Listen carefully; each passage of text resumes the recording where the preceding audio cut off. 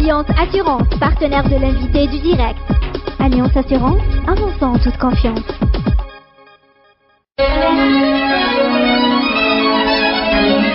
Pour bien s'entendre, il faut bien s'écouter. Rendez-vous sur M, la petite radio du Grand Maghreb.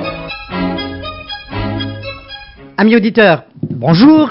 L'invité du direct de Radio M a le très grand plaisir de recevoir aujourd'hui Monsieur Abdou Attou. Je pense que je vais avoir beaucoup de mal à présenter Abdou Attou. C'est quelqu'un qu'on voulait recevoir depuis longtemps à Radio M. On est très heureux de le recevoir aujourd'hui. Abdou Attou a beaucoup de casquettes. C'est un brillant universitaire diplômé de Berkeley aux États-Unis en informatique. Il a fait des algorithmes à Wall Street pendant plusieurs années. Il a inventé des algorithmes qui permettent le trading en temps réel. Il a plusieurs brevets, il a participé à des activités de très très haute valeur ajoutée et ensuite il s'est installé depuis 12 ans en Grande-Bretagne où il a continué d'innover. Je prends juste un exemple. En cette année, 2017, il a reçu la distinction de très haute valeur britannique de Innovation Distinction, donc sur un brevet qui permet de tracer les avions en temps réel. On ne savait pas que c'était possible avant cette affaire du vol de la Malaysia Airlines qui s'était perdu au-dessus de l'océan Indien. Bon, je pourrais perdre mon souffle à essayer de présenter Abdou Attou. Je vais commencer par lui souhaiter la bienvenue. Bonjour, merci d'être avec nous.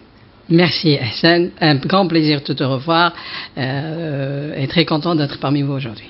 Alors, il y a beaucoup d'actualités, on va en trouver une, mais nos amis auditeurs doivent comprendre qu'aujourd'hui on va parler d'économie et de développement sous l'angle de l'innovation. Voilà, sous l'angle de l'innovation parce qu'on ne le dit pas assez. Les pays qui ont réussi à construire des écosystèmes favorables à l'innovation ont pris des longueurs d'avance. Et c'est peut-être de ce côté-là qu'aujourd'hui on va essayer de réfléchir ensemble à des voies et moyens qui permettent de faire des rattrapages et puis réfléchir aussi à des nouveaux secteurs où il est possible de déployer de l'innovation. Alors, votre dernière actualité, c'est l'aérospatiale. Je voulais comprendre comment vous êtes passé des algorithmes de trading en temps réel à Wall Street à développer des solutions et des brevets pour lesquels vous êtes récompensé, qui sont en lien avec l'aérospatiale, notamment celui pour lequel vous avez été récompensé en 2017.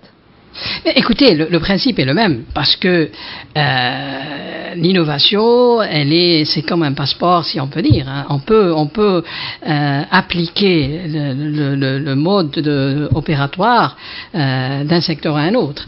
Mon expérience personnelle dans l'aérospatiale, honnêtement, c'était par accident. Hein. Si c'était pas parce que j'avais suivi le secteur quand j'étais dans les marchés et quand je travaillais dans les banques d'investissement.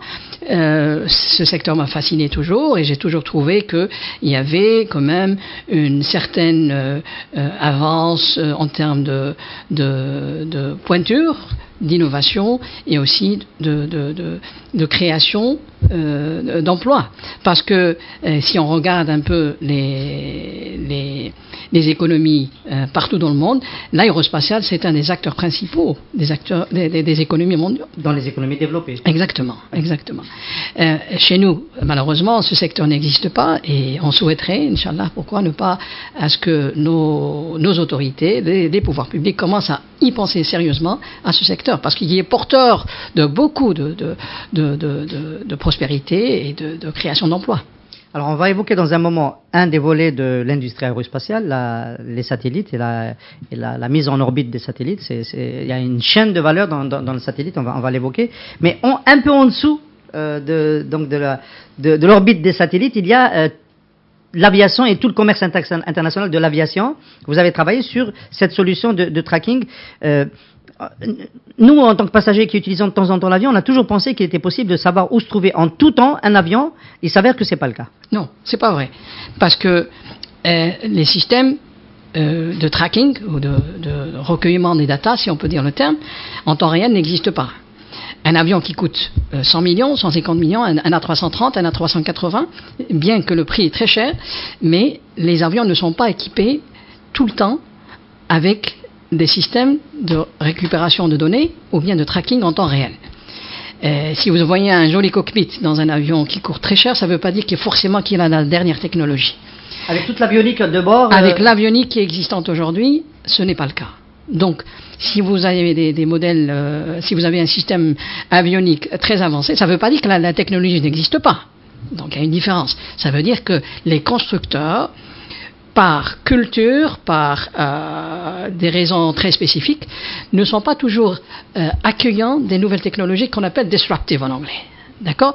Donc, vous avez bien mentionné l'avion de la Malaysian Airlines qui a disparu il y a quelques années de cela. En 2014. En 2014. Et vous savez qu'au jour d'aujourd'hui, on n'a pas toujours trouvé cet avion. Ça veut dire très simplement que l'avion n'était pas équipé d'un système de détection en temps réel, indépendamment de la volonté du pilote. Oui. Alors, d'accord, même si, comme vous le savez, dans un avion, il y a ce qu'on appelle un transpondeur. Donc, c'est-à-dire, quelqu'un peut couper le transpondeur, et à ce moment-là, le signal est coupé, et donc, automatiquement, soi-disant, on perd l'avion. Mais ce n'est pas le cas. Les avions n'ont pas de système équipement intégré ou bien agnostique de la volonté du pilote, à ce que l'avion est toujours il y a une traçabilité de l'avion.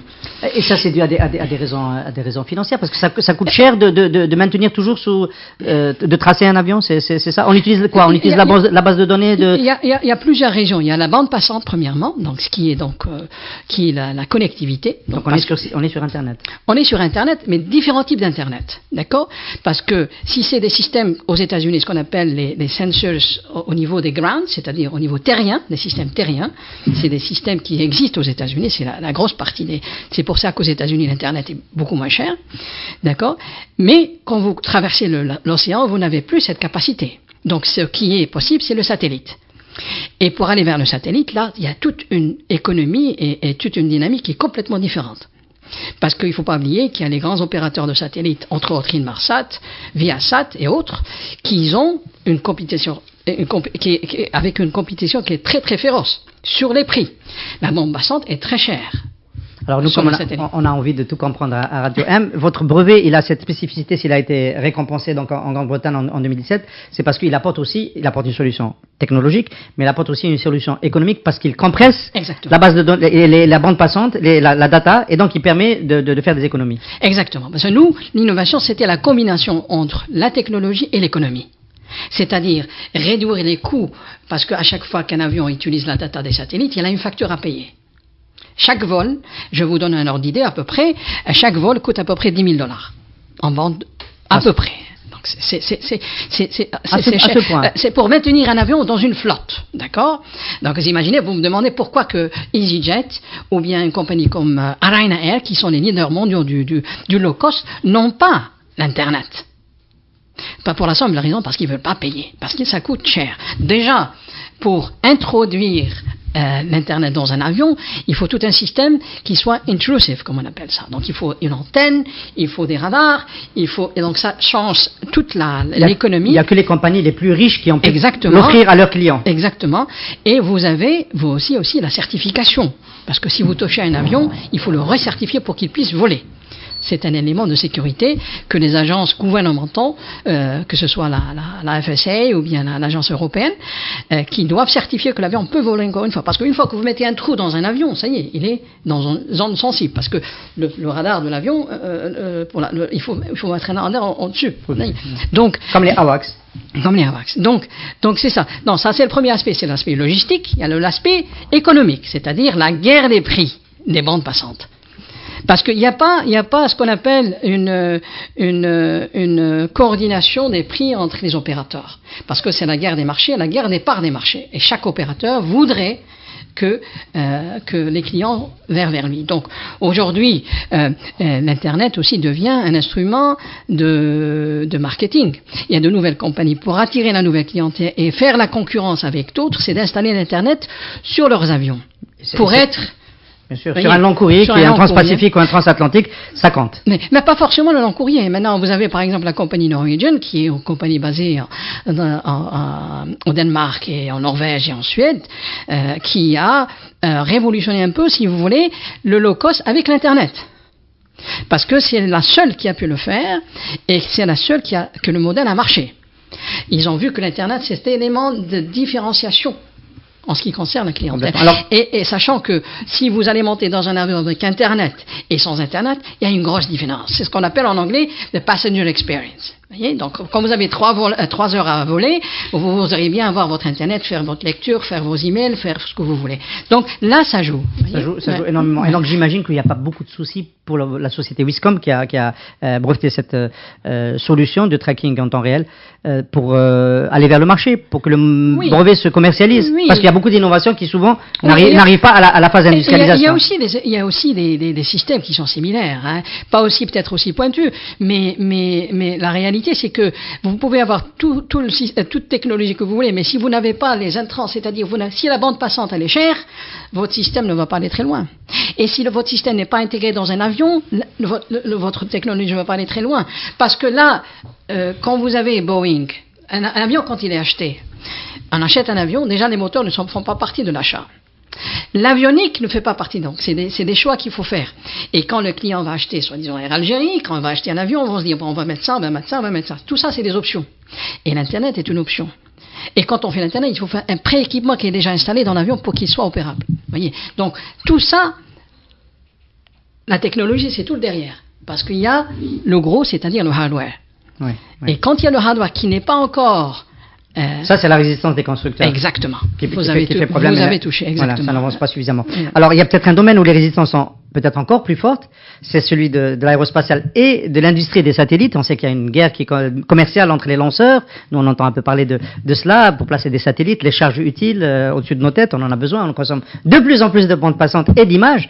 Alors, vous, là aussi, vous venez avec une vision à la fois technologique et, on va dire, économique, parce que vous dites, il y a d'autres solutions, il n'y a pas que le lancement balistique, il y a d'autres possibilités, et les pays qui sont, entre guillemets, vierges de ce côté-là peuvent faire un saut technologique en utilisant les nouvelles solutions. Exactement, il y a de nouvelles solutions qui existent et qui sont très très flexibles en termes d'utilisation et en termes de coût aussi. Mais il faut regarder un peu l'histoire du spatial. Et peut-être le meilleur modèle, c'est le modèle américain, qui sont pratiquement les pionniers dans le monde, peut-être avec les Russes, mais le modèle américain était beaucoup plus un modèle qui est orienté vers les marchés. Dans le modèle russe, et peut-être maintenant chinois, c'est l'État qui est derrière. Le programme spatial américain, c'est un programme qui était national, étatique au début, dans les années 60-70, mais avec le temps, il s'est ouvert. Aujourd'hui, on voit que le programme spatial a complètement changé, par l'intervention des marchés. Parce que, le meilleur exemple, c'est vous voyez des opérateurs privés aujourd'hui qui sont très actifs dans le spatial. Au point de concurrencer la NASA. Non, point, ils l'ont dépassé. Parce que c'est l'économie qui a complètement chamboulé le programme spatial. Alors le chamboulement, c'est une approche différente des prix et des coûts de mise en orbite. Surtout des coûts. Classiquement, le véhicule préféré des Américains, c'était bien sûr le shuttle, ce qu'on appelait le shuttle, qui était un vol qui pouvait se faire avec des lancements de satellites, tout ce que vous voulez, et bien sûr avec la station spatiale. Mais le coût de lancement des shuttles était très très très élevé. Et il y avait quand même la soutenabilité. Le modèle économique, est-ce qu'il est soutenable? Et avec le temps, on s'est rendu compte que peut-être que ce modèle-là, c'est pour ça qu'on a arrêté. On sait bien qu'aujourd'hui, les Américains n'ont pas la capacité de lancer. Ils se basent beaucoup avec les Russes pour lancer certains satellites ou bien avec les Européens. C'est combien le lancement d'une charge importante comme un shuttle? Ça peut coûter combien? C'est dans les centaines de millions de dollars. Facilement, le shuttle coûtait... C'est la navette, hein, en français. La navette, je parle de la navette, bien sûr. Donc c'était énormément. Donc ce qui s'est passé, c'est que l'Amérique, c'est un pays où il y a énormément de facteurs qui jouent en jeu. Et on s'est retrouvé à ce que le spatial est devenu une niche de croissance. Donc il y a eu quand même une complicité des marchés, des financiers, des fonds de pension, des fonds d'investissement à trouver à ce que dans le spatial on peut créer des poches de croissance et c'est ce qui s'est passé. L'histoire de SpaceX et de Elon Musk, qui est pratiquement un des pionniers du changement du spatial aux États-Unis, a prouvé qu'on peut réduire les coûts, on peut réduire les risques et on peut faire beaucoup plus avec les budgets qui peuvent être alloués à ces programmes. Aujourd'hui, on a une fragmentation pratiquement de l'espace. On a des acteurs, non seulement ça, mais on a la compagnie Blue Origin qui fait aussi des capsules de lancement. Donc il y a quand même une concurrence féroce. Parce qu'on peut aller jusqu'à dire qu'il y a peut-être on est au seuil d'une redistribution des cartes dans l'industrie de l'aérospatiale. Exactement, c'est un moment crucial. Et qui sont les nouveaux entrants? Qui peut être joueur dans ce marché? Écoutez, vous savez, vous pouvez faire facilement être un intégrateur et un acteur majeur dans le spatial tant que vous maîtrisez la chaîne et tant que vous avez les capacités d'absorber ces innovations rapidement. Donc, parce qu'on sait qu'aujourd'hui, c'est un monde de communication. La communication terrestre est pratiquement limitée. Ça ne se fait qu'avec l'espace, que ce soit pour les communications, que ce soit les imageries, les datas. Donc, c'est surtout le satellite. Or que le satellite, il y a 10 ans, coûtait une somme d'argent faramineuse. Aujourd'hui, on a des microsatellites de quelques millions de dollars. Regardez, ça s'est démocratisé, tout le monde peut placer son satellite, tout le monde peut acheter un lancement et avoir son satellite. Exact. Pas forcément pour des satellites de télédétection, ou bien, mais c'est surtout des satellites de communication. C'est-à-dire, on peut faire maintenant, surtout quand dans un pays où la connexion est très difficile pour des défis géographiques et des défis. Alors ça tombe très bien. L'invité du direct est toujours connecté à la réalité. Dans quelques jours, il y a le lancement d'un satellite algérien, Alcomsat. C'est le 3e qui va être mis en orbite? Je pense, à ma connaissance, pour la communication, pour les télécoms, c'est le premier. Mais il y avait d'autres satellites, mais pour d'autres... Pour les télécoms, c'est le premier. Alors vous dites, on imagine que c'est une solution clé en main. On a acheté un satellite et on peut préciser à nos amis auditeurs que ça se passe en Chine, donc en partenariat avec l'agence spatiale chinoise. C'est le premier pas qu'il faut faire pour commencer à réfléchir à une intégration de la chaîne, mettre des satellites qu'on a achetés en orbite, ou vous dites qu'il y a... peut-être mieux à faire ou faire différemment? Absolument. Je pense qu'on a les capacités, on a les structures. Je pense que le programme spatial algérien, quand même, il a débuté, quand même, ça fait une dizaine d'années, en 2002, je pense. Et c'est un programme qui était un programme assez ambitieux. Donc, il y a beaucoup de choses qui ont été faites. Je pense que le satellite de télécom, c'est la dernière phase, je veux dire, du programme spatial algérien de 10 années, au plus. Et je pense qu'aujourd'hui, on a acquis, et les parties concernées ont acquis une maîtrise, une connaissance, à pouvoir aller à la phase supérieure, qui est vraiment la maîtrise. J'allais vous dire, c'est quoi la phase supérieure? Et vous avez commencé à répondre, parce qu'on est tout de suite curieux de savoir qu'est-ce qu'on peut faire de plus quand on a lancé. On ne peut pas fabriquer un satellite encore. On peut faire de l'Algérie un espace de lancement? Ben oui, c'est connu et du domaine public que l'Algérie a investi déjà dans une structure qui est fabuleuse à Oran, qui s'appelle le Centre des satellites. Donc c'est une plateforme qui est existante déjà, et je pense qu'il y a les équipes compétentes, il y a le management compétent à la direction qui peuvent gérer ce programme-là, et je pense que c'est dans les plans de l'Algérie pour pouvoir être capable à intégrer, à assembler des satellites, que ce soit pour la consommation ou bien pour la demande locale, mais aussi pour l'export. Et c'est très important à ce que ça ait cette capacité nationale, parce que c'est stratégique. Aujourd'hui, l'espace est aussi important que le sous-sol. C'est vrai que c'est une dimension verticale, Voilà. mais qui va vers le haut, au-dessus du sol, pas en dessous. Exactement. En termes d'espace, en termes de densité, en termes d'opportunité. Le sous-sol, pour nous, a été, Dieu merci, une grande utilité pour notre développement. Il faut voir que l'espace peut être aussi important. Alors je vous pose tout de suite une question quand même. Des pays parvenus à cette industrie, de nouveaux entrants, de nouveaux players, est-ce qu'il y a des success stories récents qu'on peut benchmarker, Oui, copier? Absolument. Regardez, il y a l'Inde, le programme spatial indien, les Chinois, les Iraniens. Tout ça, c'est du balistique. Hein. Oui, mais on parle je pas. Je parle des modes de lancement. Oui, c'est du balistique, mais je parle pas. Je veux pas. C'est beaucoup lié à une industrie militaire qui porte aussi des charges. Oui, mais vous savez, les systèmes de lancement, c'est des systèmes assez complexes et assez risqués. Donc il faut que ça s'aligne avec une politique nationale et avec une capacité nationale à assumer ces risques. Je pense que nous, on doit avoir déjà maîtrisé certains aspects du spatial. Et ces éléments de risque peuvent être gérés avec l'expérience qu'on aura acquis.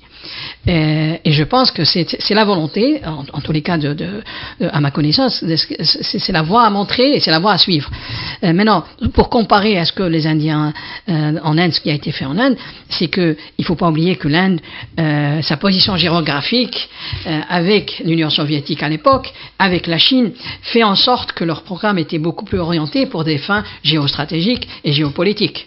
Voyez, et je pense que c'est pour ça qu'il y a eu cette avancée assez considérable et bien sûr un accompagnement du gouvernement indien. Mais je pense que nous, on a surtout, j'en suis presque sûr qu'on a les capacités à faire du programme spatial algérien un acteur majeur de développement pour l'économie nationale. Ce serait un moteur et aussi peut-être un exportateur de services. On pourrait mettre sur orbite des satellites d'autres pays. Absolument. Et des pays émergents qui ne demandent qu'à avoir des services à des coûts très intéressants avec des services complets. Et c'est la tendance dans les marchés. Et je pense qu'on a dans un continent qui est plein d'opportunités. Et je pense que l'Algérie sera l'un des premiers pays à faire et à apporter ce type de service. Alors, Monsieur Abdou Atou, je vous ai entendu dire que dans l'aérospatial, la technologie ne s'achète pas, elle se construit. Ça veut dire qu'il faut construire un écosystème. Vous savez, les achats, c'est facile de les faire et de les dire. La réalité, il faut avoir la profondeur exactement de ce que vont dire par, ou bien la conception de ce qu'est un achat ou une acquisition, ce qu'on appelle dans le jargon financier. Vous savez que dans la compétition internationale, quand vous faites un contrat commercial, c'est pas forcément qu'on va tout vous donner. On va vous donner ce que vous avez à payer. Mais le restant, il faut que ça se paye encore plus. La durée moyenne de vie d'un satellite? Ça dépend, c'est entre 7 ans, 8 ans, ça peut aller plus, ça peut aller moins. Ça dépend des... Et on peut faire de la maintenance en orbite? Ça, à distance, non? Non, ça c'est pas encore... je pense la direction des satellites, l'intelligence des satellites, parce que les satellites, en général, c'est des machines, c'est grosses machines, mais c'est pas très intelligent, parce que c'est du captage, de l'imagerie et d'envoyer. Le futur des satellites, ou bien la tendance, c'est surtout d'avoir des satellites intelligents, c'est-à-dire qui peuvent communiquer entre eux. Quand vous avez une constellation de satellites, et c'est ça un peu la tendance, c'est un peu la recherche qui se passe maintenant dans ce domaine-là, c'est parce que on considère qu'un satellite, c'est une grosse boîte qui peut faire du ciblage, qui peut prendre des photos et qui peut envoyer sur Terre, mais c'est lourd et c'est géostationnaire. Donc, si on a besoin d'être... On peut expliquer à nos amis auditeurs aussi, géostationnaire, ça veut dire que c'est toujours au-dessus du même point par rapport au sol. Voilà. Mais il y a des satellites à basse altitude aussi. Mais le point, c'est que les gros satellites, ce qui leur manque, c'est l'adaptabilité et la flexibilité. Parce qu'on ne peut pas les manœuvrer comme on veut. Ils doivent suivre un certain chemin. Et c'est pour ça que je pense que dans l'avenir, on aura des satellites beaucoup plus intelligents, c'est-à-dire qui seront des systèmes d'interconnectivité et qui pourront transmettre des informations en temps réel, mais en continu aussi. Donc quand vous avez une constellation de satellites, là, ça va avoir l'effet que vous voudrez. Voyez. Oui. Alors, on peut quand même s'imaginer que pour de nouveaux entrants, il va être difficile de concurrencer ceux qui ont un demi-siècle, voire plus d'expérience dans le lancement et dans la gestion des satellites. Alors, quel positionnement pourrait avoir un programme algérien dans l'aérospatial? Du suborbital, des charges intermédiaires, des technologies de lancement différentes, parce qu'avec le balistique, ça va être difficile de rattraper le retard. Est-ce qu'il ne faut pas plutôt innover de ce côté-là? Écoutez, l'innovation passe par... Ma question n'est pas neutre, M. Abdou Atou, parce que vous avez des intérêts dans une entreprise qui a développé un brevet sur une solution innovante. Oui. Mais c'est pas ça le plus important. Le plus important, c'est que il faut avoir les capacités à avoir ces connaissances et la maîtrise de la technologie. Et pour moi, personnellement, j'y crois à la formation locale. C'est-à-dire, c'est de former nos compétences, former nos ingénieurs et de leur donner des motivations et de pouvoir accéder à ce haut niveau de cette technologie. On a déjà fait beaucoup. Beaucoup a été fait ici. Non, sincèrement, beaucoup a été fait. Peut-être quand même dans le choix, désolé d'être précis, oui. Dans le choix quand même des filières technologiques dans ce programme satellite, on peut, pour faire un parallèle avec les économies du renouvelable, les énergies renouvelables, il y a eu un long débat pour savoir est-ce qu'il fallait développer plus du solaire thermique ou plus du photovoltaïque. Il y a des sous-technologies qu'il faut maîtriser. Est-ce qu'en amont, au moment où on décide d'engager un programme, est-ce qu'il ne faut pas avoir une idée plus précise de ce qu'on... Parce qu'il faut former des ingénieurs, mais les former à quelle filière, à quelle sous-filière? Oui, mais l'espace, c'est des étapes. L'espace, vous allez avoir dans ce qu'on appelle near space, c'est-à-dire en étant juste à la limite de l'espace, vous allez avoir ce qu'on appelle le deep space. Donc tout ça, c'est une chaîne. Donc on va aller, comme on dit, en marchant avant de courir. On va marcher avant de courir. Et c'est là qu'il faut s'orienter, c'est-à-dire de maîtriser ces espaces-là d'une manière réfléchie et d'une manière continuelle. Pour aller d'une phase à l'autre, c'est pas une grande problématique, sincèrement. Donc c'est ce que je peux dire un peu sur ça.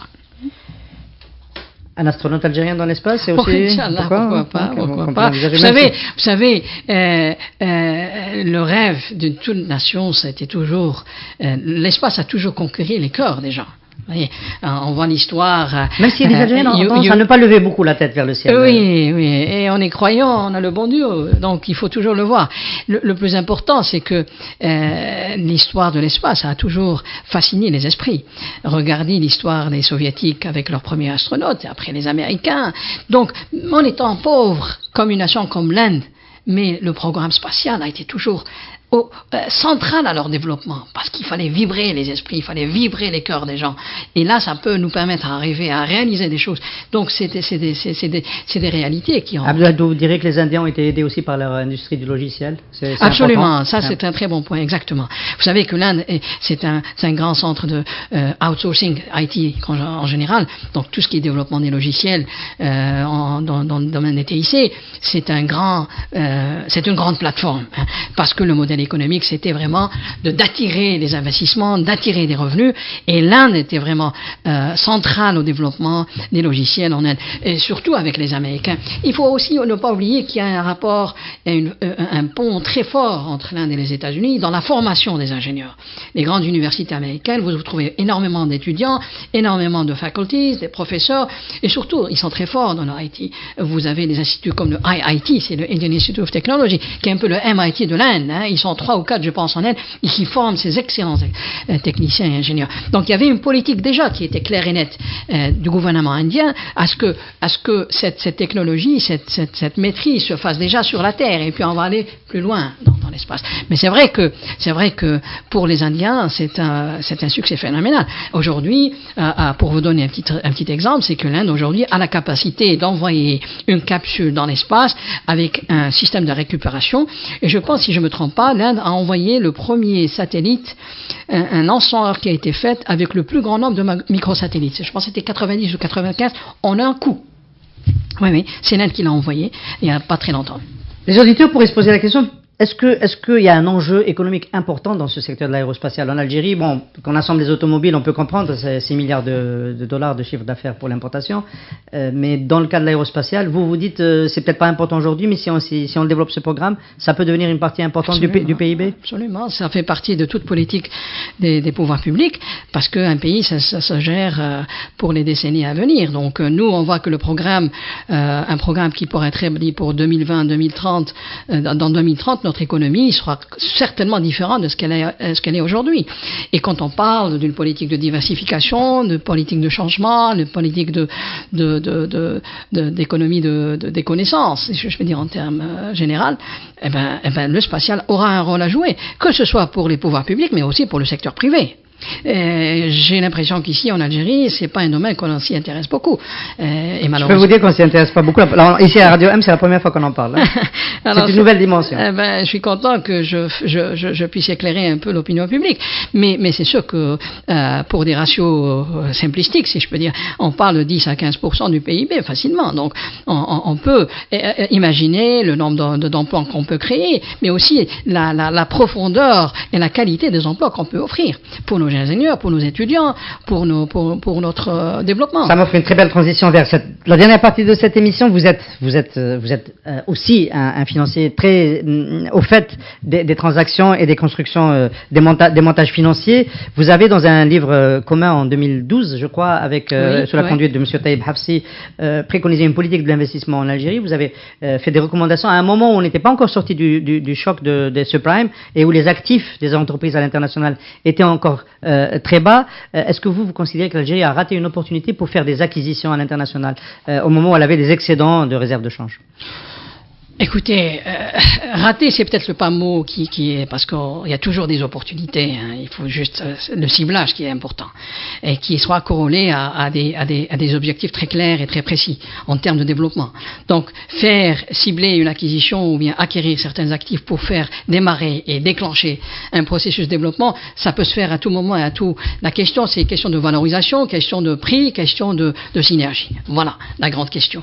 En ce qui nous concerne, le pays pays, je pense, traverse une période assez difficile, mais je pense que peut-être le gros est passé pour le moment.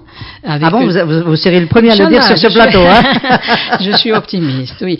Bon, écoutez, la dynamique vous savez qu'on a un problème, c'est surtout qu'on dépend énormément d'une commodity, comme on dit en anglais, qui est le pétrole, qui dépend lui-même, qui dépend des marchés, que les marchés eux-mêmes qui dépendent des spéculateurs. Donc, on ne contrôle pas ces facteurs exogènes, malheureusement. Mais ce qu'on peut contrôler, c'est la manière dont on peut gérer notre économie. Le pétrole, ça nous a aidés, ça pourra nous aider, mais il faut absolument passer par une gestion rationnelle. Alors, quelque chose malheur est bon. Oui. Ce contre-choc, cette rareté des ressources publiques qui s'est installée, fait qu'aujourd'hui, on parle plus d'entrepreneuriat et d'investissement. Vous dites pour l'entrepreneuriat, si on n'a pas autant d'entreprises que cela en Algérie, par rapport à la Tunisie et au Maroc, on a un nombre d'entreprises rapporté à la population qui est faible. Vous dites il y a un système d'incitation et un système de sécurisation de la faillite qui n'est pas suffisamment performant en Algérie pour pousser les gens à prendre le risque de l'investissement. Je pense, parce que en général, l'être humain, quand il parle d'une entreprise, c'est toujours pour le succès. Hein? Mais la réalité, c'est qu'il y a beaucoup d'échecs. Donc, en termes ratio général, les petites entreprises ont un degré de faillite beaucoup plus grand pour un succès, c'est-à-dire, vous avez mentionné les startups. Les startups ont tendance à ne pas réussir qu'à réussir, et dans tous les pays du monde, hein, c'est pas juste chez nous. La grande question, c'est comment et pourquoi il y a beaucoup de taux d'échec, et qu'est-ce qu'on peut faire pour élever les ratios un peu, pour que ce soit du 90% à 10 pour le succès et 90 pour l'échec. On peut remonter ça à des niveaux beaucoup plus élevés, à contribuer un petit peu à notre développement, c'est-à-dire le plus de réussite on a dans l'entreprise, le plus d'emplois qu'on peut générer et plus de productivité pour l'économie nationale. Et qu'est-ce qu'il faut faire alors qui veut dire une politique fiscale et une taxation de l'entreprise qui soit efficiente et qui soit productive pour l'économie. Et ça, à ce niveau-là, il faut peut-être revoir, si ce n'est pas encore, refonder un système qui a les mesures incitatives à ce que nos entreprises soient performantes et ne soient pas pénalisées. Et surtout dans l'innovation. Parce que l'innovation, c'est la créativité, c'est le risque, c'est aussi l'incertitude. Oui. Alors, justement, vous connaissez un petit peu cet environnement, vous avez aussi investi dans des startups, vous suivez des startups, vous avez une tradition californienne, passée par Wall Street, en Grande-Bretagne, vous avez souvent eu on va dire la bonne intuition. Ici en Algérie, il n'y a pas de angel capital, il n'y a pas de capital amorceur qui permet aux petites startups d'avoir leur chance pour tenter de développer leur idée. Qu'est-ce qui manque dans le dispositif? Pourquoi ça s'est toujours pas fait? Je pense pas, je suis pas complètement d'accord avec vous. Je pense qu'il y a eu des initiatives pour faire des plateformes d'angel funds, c'est-à-dire des fonds à première instance, c'est-à-dire à premier déclenchement. Vous pensez à l'ANSEJ? Non, pas forcément. Je pense qu'il y a eu des privés. J'ai entendu les Casbah Network, quelque chose comme ça, qui a fait. Ce sont des très petits montants. Voilà, non. Il y a le FCE qui a promis 1 milliard de dinars pour les startups innovantes et ce fonds n'est toujours pas mis en place. La problématique se trouve, je pense, dans le capital allocation, ce qu'on appelle ça en anglais, c'est-à-dire comment allouer le capital avec une gestion du risque qui est maîtrisée et aussi avec une stratégie de sortie pour ces entreprises et un accompagnement. Je pense le problème n'a jamais été dans le capital. Le pays a assez de ressources et comme vous l'avez bien mentionné, l'ANSEJ, les pouvoirs publics ont mis beaucoup d'argent dans l'ANSEJ. La question, est-ce que la manière dont le capital a été alloué, c'était la manière la plus efficiente? Est-ce que les objectifs qu'on voudrait achever par ce processus ont été atteints? Est-ce que le degré d'accompagnement? Non, de recovery, de recouvrement. Recouvrement a été atteint? Et est-ce que vraiment la qualité des projets et la qualité des emplois qui ont été créés a été atteint? Parce que quand on voit, les chiffres sont publics, hein? Les chiffres sont publics. Combien le budget de l'ANSEJ a été depuis des années? Est-ce que tout ça, ça a été bien réfléchi et ça a été bien? Est-ce que les résultats? Mais c'est pas orienté innovation quand même. L'ANSEJ, c'est beaucoup emploi des jeunes. C'est même le nom. Par contre, innovation, c'est-à-dire avec une grosse prise de risque. En termes de nouveautés pour ceux qui tentent quelque chose qui est nouveau, qui n'a pas encore marché, etc. De ce côté-là, les problèmes de financement continuent. Exactement. Là, vous parlez un peu des financements classiques, des banques, le rôle des banques et tout ça. Mais il faut revoir. Il n'y a pas de guichet pour ce type d'entrepreneur. À ma connaissance, non. Mais le programme, c'est encore plus profond. À ma connaissance, parce que c'est la structure des banques et surtout des banques publiques.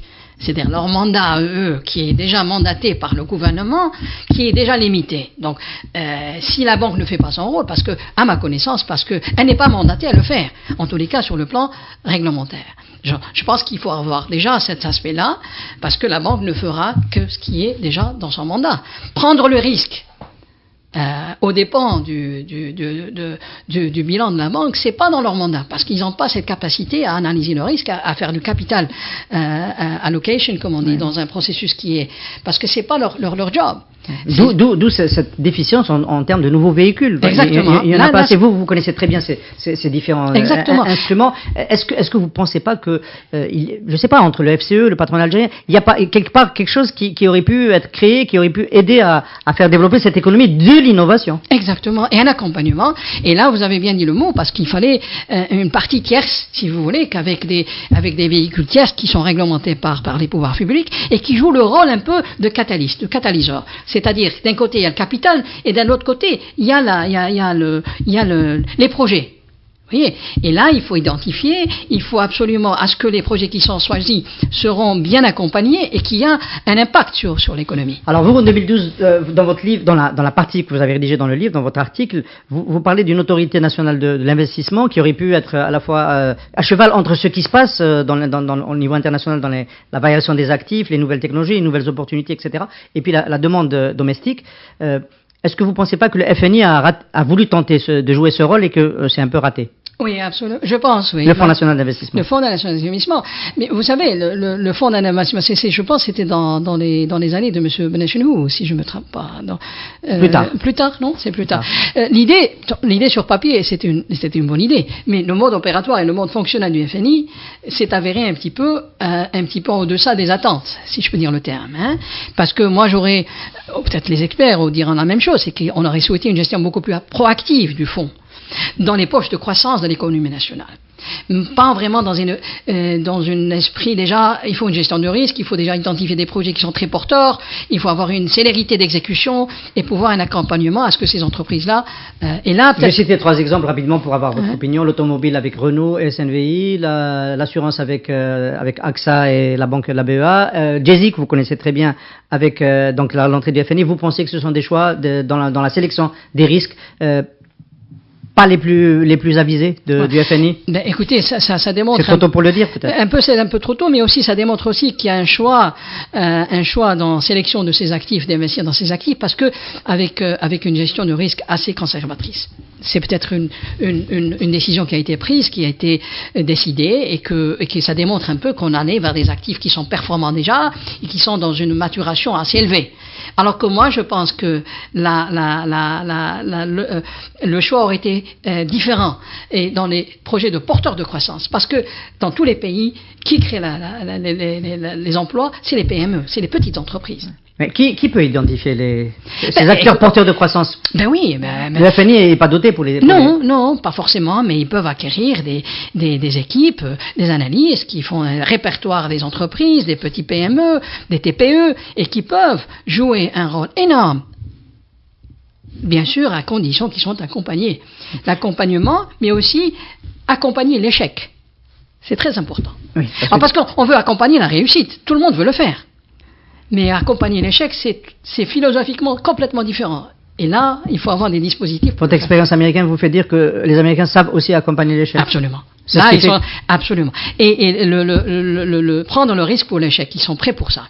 Bien, c'est une culture déjà, c'est une évolution mentale, ça prend des années et tout ça. Mais on dit la meilleure réussite, c'est dans l'échec. C'est très bien dit ça.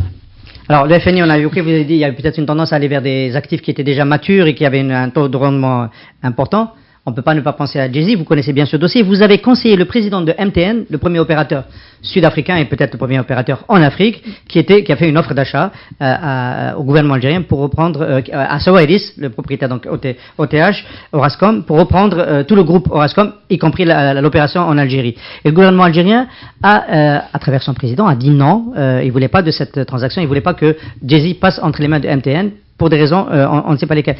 Vous dites que c'était pas, finalement, avec le recul, c'était pas une si bonne décision que ça, parce que le gouvernement algérien était amené à acheter, et aujourd'hui, Jay-Z n'est plus la pépite d'or que c'était avant. Vous faites quelle lecture à rétrospectivement de cela? Ben, écoutez, moi j'avais eu le privilège de travailler sur ce dossier avec le président du MTN qui à l'époque s'appelait Monsieur Mbeki. Monsieur Mbeki était président de l'Afrique du Sud. Oui, parce qu'on était avec... Que vous avez conseillé aussi. Oui. Et c'est vrai qu'on a eu ce dossier-là qui était assez épineux à l'époque. Et l'Algérie, l'actif algérien qui était Djezzy, était peut-être le plus gros actif dans le portefeuille de Sawiris. Parce que Sawiris avait plusieurs licences dans plusieurs pays. La licence algérienne avait le plus gros, si vous voulez, du lot. Hein. Donc, la stratégie du gouvernement sud-africain, et surtout de MTN, qui était une entreprise privée, c'est de négocier et de trouver un accord avec les autorités algériennes pour pouvoir conclure cette transaction. C'est pour ça qu'on était venu à Alger, je pense, c'était en 2010, si je ne me trompe pas. Hein. C'était lors de la venue du président Mbeki. Ici en Algérie, en visite officielle, et on avait rencontré les pouvoirs publics, et il y avait une décision qui a été prise que malgré que l'importance des relations entre les deux pays, entre l'Algérie et surtout à l'époque il y avait le Népal, il y avait tout ce travail qui a été fait, que la décision a été prise, qu'il nous a été demandé de ne pas toucher à ce dossier, pour être franc, voyez. Et donc nous on n'avait qu'à respecter la décision souveraine de l'Algérie et MTN a retiré son offre d'achat. Exactement, c'est ce qui s'est passé. Qui était de 11 milliards de dollars pour tout le groupe. Mais tout le groupe là, c'était pour tous les actifs, ouais. Donc maintenant, c'est un dossier qui est clos, c'est un dossier qui est fini. Mais rétrospectivement, c'était ça la réaction que je voulais avoir de vous. Est-ce que vous considérez que peut-être les Algériens ont dû laisser faire cette transaction et peut-être moi, à titre privé, sincèrement, et à mon opinion privée, c'est que moi, je pense que les transactions commerciales, il n'y a pas lieu d'associer le risque souverain à ces transactions commerciales. C'était une licence commerciale purement privée. Il fallait que ça soit géré dans un sens privé. Associé. On peut décoder pour nos amis auditeurs. Il fallait pas qu'il y ait de l'argent du Trésor public qui sorte. Voilà, c'est ça votre doctrine. Voilà, parce que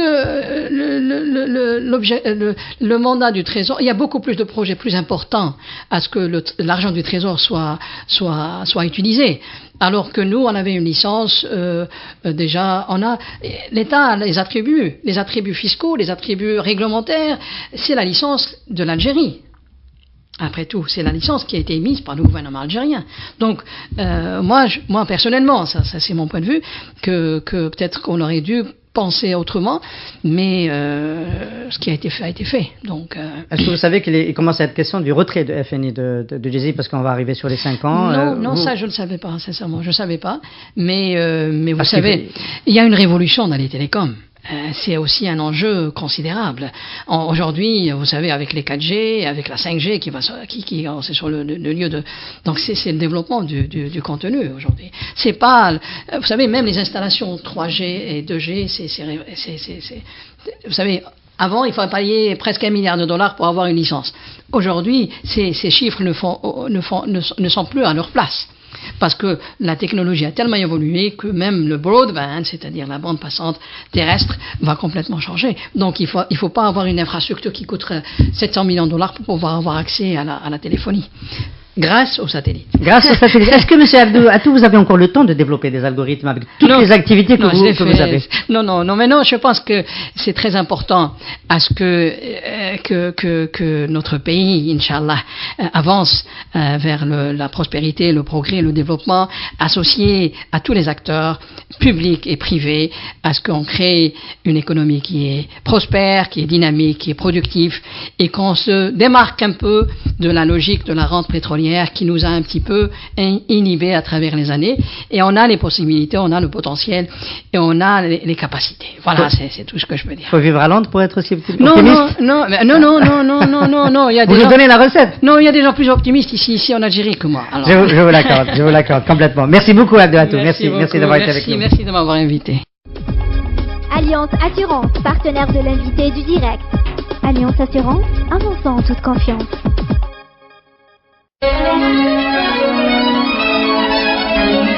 Pour bien s'entendre, il faut bien s'écouter. Rendez-vous sur M, la petite radio du Grand Maghreb.